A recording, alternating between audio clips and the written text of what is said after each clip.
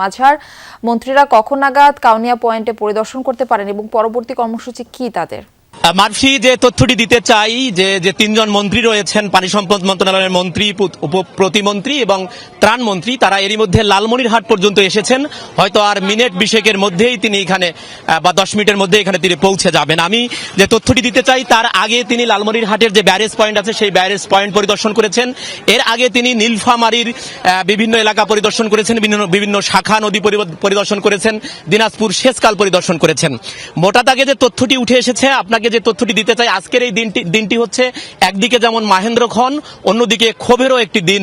যারা তিস্তাপাড়ের মানুষ এবং নদী আন্দোলনে যারা যুক্ত আছেন তারা বলছেন, কারণ আপনি জানেন যে মাননীয় প্রধানমন্ত্রী গেল বুধবার সংসদ সদস্য আক্তার হোসেনের একটি বক্তব্যের প্রেক্ষিতে বলেছেন যে একটি তিস্তায় আরেকটি ব্যারেজ তৈরি করা হবে এবং একই সাথে তিনি রংপুরের যে তিস্তা মহাপরিকল্পনার যে তথ্য উপাত্তগুলো সেগুলো তুলেছেন।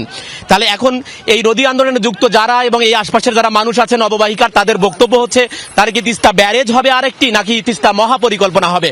এই তথ্যটি নিয়ে কিন্তু এক ধরনের বিরূপ প্রতিক্রিয়া তৈরি হয়েছে। নদী আন্দোলনে যারা যুক্ত আছেন তারা যেটি বলছেন যে অবশ্যই আগে তিস্তা মহাপরিকল্পনাটি বাস্তবায়ন করতে হবে, তারপর ব্যারেজ বা অন্য কিছু। আমরা সেটিরও রিফ্লেকশন দেখেছি যখন ত্রাণমন্ত্রী কথা বলেছেন লালমনিরহাটের তিস্তা ব্যারেজ পয়েন্টে। তিনি বলেছেন যে নিজস্ব অর্থায়নে তিনি তিস্তা মহাপরিকল্পনা বাস্তবায়ন করতে চান। তিনি যেহেতু আন্দোলনের নেতৃত্ব দিয়েছিলেন, তিস্তা মহাপরিকল্পনাটাই সবার আগে। এবং ওই সময় পানি সম্পদ মন্ত্রী জনাব শহীদুদ্দিন চৌধুরী তিনি যেটি বলেছেন যে উত্তরাঞ্চলের যে অর্থনৈতিক রূপান্তর, অর্থাৎ উত্তরাঞ্চলের যে উন্নয়নের অর্থনৈতিক রূপান্তরের জন্য এই তিস্তা মহাপরিকল্পনা প্রয়োজন। তবে আমরা যতটুকু জেনেছি, যেহেতু তিস্তা আরেকটি ব্যারেজের কথা বলা হয়েছে, তাহলে তিস্তা ব্যারেজের সেই সমীক্ষাটি এখানে হবে, নাকি আগে যেটি সমীক্ষা হয়েছে, যে সমীক্ষাটি মাননীয় প্রধানমন্ত্রী সংসদে উপস্থাপন করেছিলেন, সেটি বাস্তবায়ন হবে?